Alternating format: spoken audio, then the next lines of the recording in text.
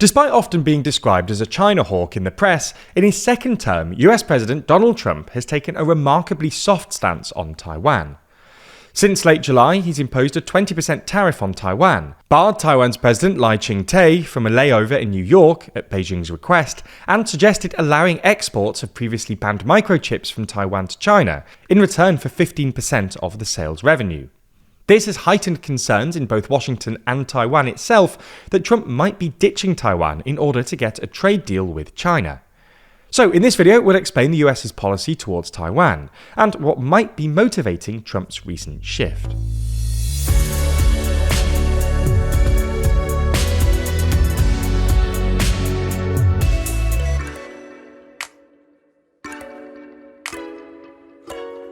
In the latest issue of our magazine, Too Long, we dive deep into the current state of America, discussing our real thoughts on the state of American democracy, soft power, universities, and the countries that could steal their crown, from China to the EU. Find out more about Too Long, the End of the American Order, by clicking the link in the description. First, some context. Since the US officially recognised the People's Republic of China in 1979, the US's Taiwan policy has been defined by the Taiwan Relations Act, or TRA, which uses deliberately vague language indicating a possible, but not guaranteed, US commitment to defend Taiwan, a stance generally known as strategic ambiguity. Specifically, the US, quote, maintains the capacity to resist any resort to force or other forms of coercion that would jeopardize the security or the social or economic system of the people on Taiwan.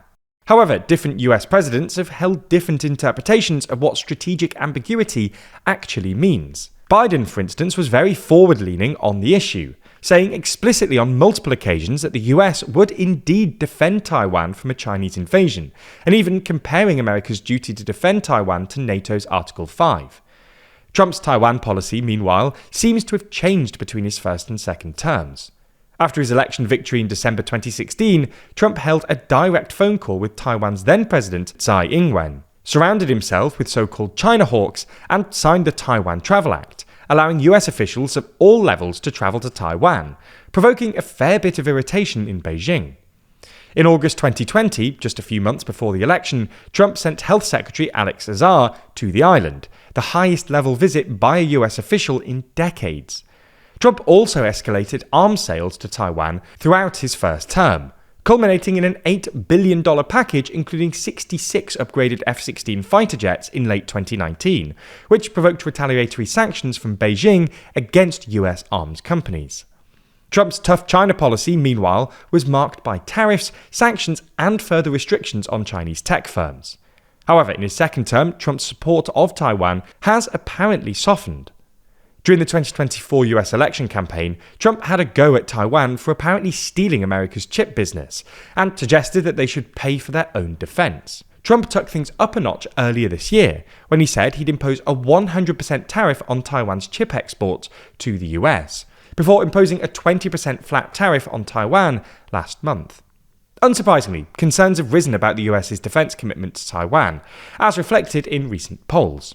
A survey by the Brookings Institute in April found that 40.5% of Taiwanese respondents had either a very negative or negative perception of the US, up from around 24% in July 2024. Similarly, only 37.5% of respondents said that they thought it was likely or very likely that the US would intervene in a conflict with China, down from 44.5% in July 2024. But this all raises the question: why is Trump apparently ditching Taiwan? Well, the main reason is probably Trump's desire for a trade deal with China.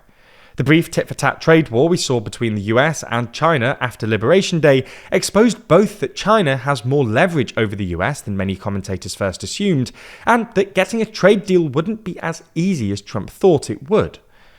Since then, concerns have emerged that Trump may be prepared to sell out Taiwan in exchange for a more favourable trade deal with China, having stated repeatedly that he wants a meeting with Xi and a deal. The second reason why Trump seems to be ditching Taiwan is his insistence on balanced trade. Trump's economic policy involves imposing tariffs on countries that the US has a trade deficit with, in other words, which export more to the US than the US exports to them. Last year, the US's trade deficit with Taiwan rose by 54% to $73 billion, moving Taiwan up one spot to become the US's seventh largest trading partner. This was largely driven by demand for electronics, automated data processing equipment, and computer parts. And in the first 6 months of this year, Taiwan's exports to the US hit a record high. Trump doesn't like this imbalance, having last year accused Taiwan of stealing US chip business, saying they did take about 100% of our chip business. For clarity, Taiwan produces about 92% of the world's advanced microchips. Last month, Trump imposed a 20% tariff on Taiwan, lower than the 32% originally proposed in April, but still higher than the 15% imposed on Taiwan's neighbours, Japan and South Korea. While Taiwanese President Lai Ching-te said the tariff is temporary and that Taiwan is negotiating a more favourable rate, with the two sides reportedly close to a final agreement, the tariff was nevertheless interpreted as yet more evidence of Trump's fickleness towards Taiwan. Last week, the US also revoked the Taiwan Semiconductor Manufacturing Company's authorization to export US chip-making tools to China without a license, effectively undermining trade between Taiwan and China to encourage TSMC to manufacture more in the US. The third reason, and the most relevant to Taiwan's security situation, is Trump's frustration with what he views as Taiwanese free-riding. In July 2024, Trump said, "Taiwan should pay us for defense. You know, we're no different from an insurance company. Taiwan doesn't give us anything."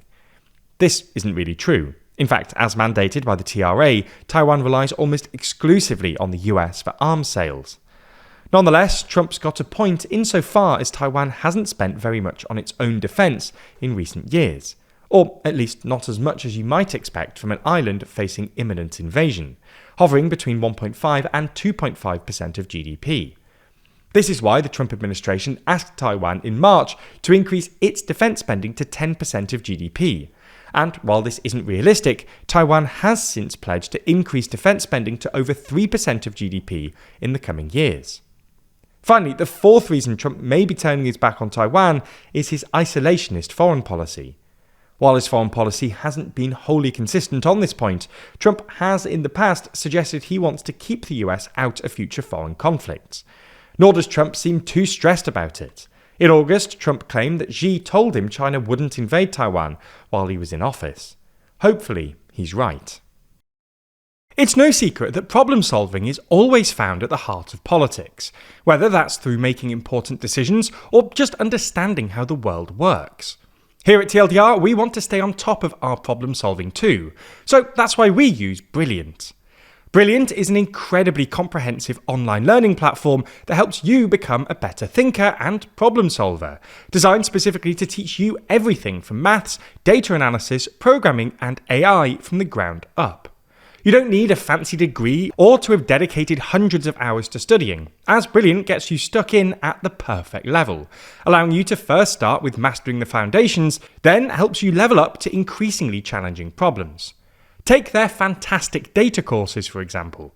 Whether you're starting fresh or continuing your learning journey, Brilliant offers everything from basics, like data visualizations, to advanced topics like algorithms and regression models.